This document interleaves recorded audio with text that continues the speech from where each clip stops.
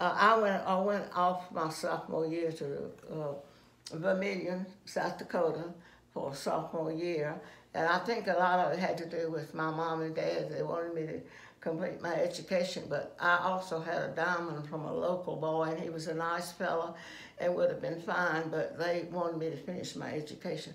So my aunt and uncle were out there teaching botany, and it was a good thing for me to go because I could take that science, botany, and then get credit for it when I came back to Limestone College. So it had two things that were working for me. And then when my time was up from that, I came back to Limestone, and when I did, I still saw this same soldier that I had seen so many times. His name was Johnny, and he was there, and I was surprised to see him because I said, I thought you were going overseas with the group, and he said, I was, and I was going to the ship, where you ship out of Maryland somewhere. And when I got up there, they wanted to re-examine my knee, and when they did, they said, no way could I go overseas. So they sent me back, and I went to Camp Croft, and my job was to take care of the German soldiers that were there. And he took good care of them. So that was how I found out that he was still there. Well, when I came back, I just decided that I would go to summer school that last session, and just so that I would be out in 3.5 years. And they had just finished a new dorm at Limestone. So I got to live in the new dorm at Limestone. And then whenever I would go uptown, it wasn't much to do uptown, but they did have a bench up there in front of the fire station, and if you were a Limestone girl and needed a ride back to the college, you just sat on that bench.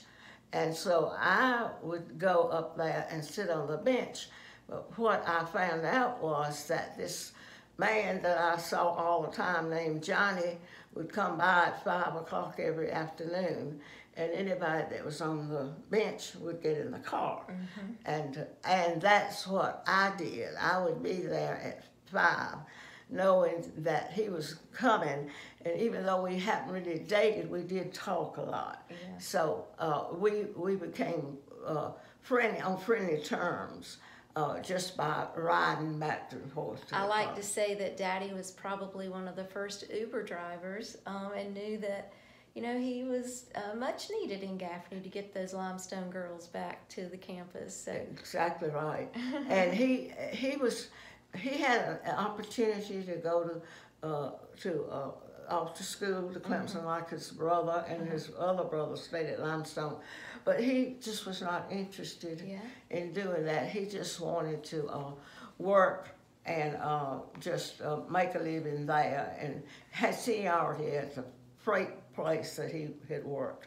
Well, anyway, so whenever he had a car, and he would ask me out, and we would go out to eat. And then he had his brother Lawrence living there, and Emily, and we dated often a good bit. And he was very generous with his money, and then had a car too. And he would take me back to Emily and Lawrence's house just so I could spend the night. And I remember that we had been dating a good while, and he carried me back to her house, and carried me upstairs, and was getting ready to leave, and kissed me goodnight. And when he did, he looked back at me and he said, I can't believe it. I can't believe it. I'm in love with you. I said, just tell me again what you said. I said, I'm in love with you. And my goodness, things have progressed to that point. But I always knew that I was number one with him. He always took good care of me. And he also took care of the family that we had later. But it started with the rides that I had back and forth to the college.